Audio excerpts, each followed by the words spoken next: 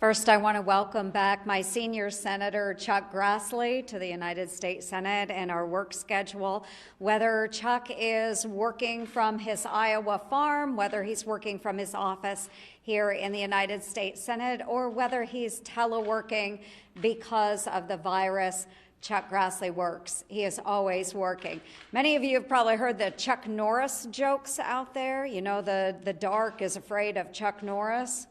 Well, we have our own Chuck Grassley jokes too, and right now the COVID is afraid of Chuck Grassley. So we are just very thankful to have him back and in good health and continually working for Iowans. He is just such a tremendous asset to our great state of Iowa, and we wish him continued health. As we are approaching the end of our congressional session, we do have a number of things that need to be done, and I just want to address two of those that some of my colleagues have already mentioned. One is making sure that we have a coronavirus bill that is done. Just earlier today, our governor of the great state of Iowa, Kim Reynolds, did state that Congress needs to come together and get a bill done. We have people across the state of Iowa and across this nation that are hurting. We want to keep a strong economy. We want to keep our citizens safe and healthy. And then finally, we do have the National Defense Authorization Act that is hanging in the balance. We need to work together to ensure that we get this completed.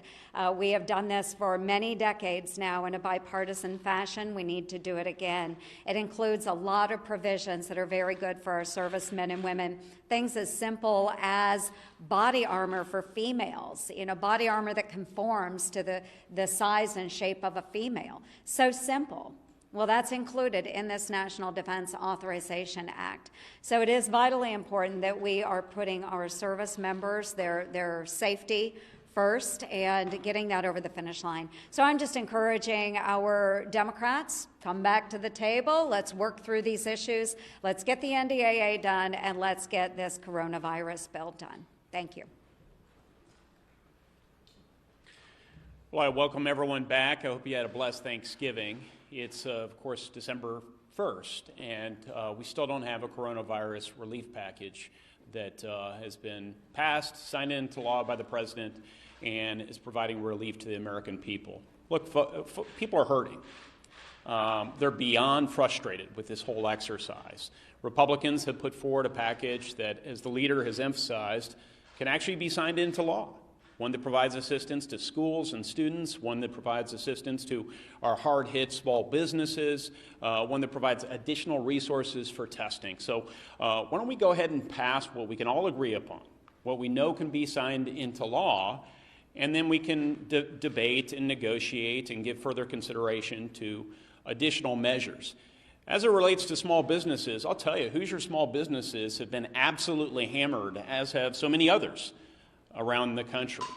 A recent NFIB survey indicated that nationally, 75% of their members would either consider or would go ahead and apply for a second round of PPP assistance, the sort of assistance that is included in the Senate package. So whether it's PPP assistance or inclusion of the Restart Act, the legislation, bicameral, bipartisan, that I put together with Senator Bennett of Colorado.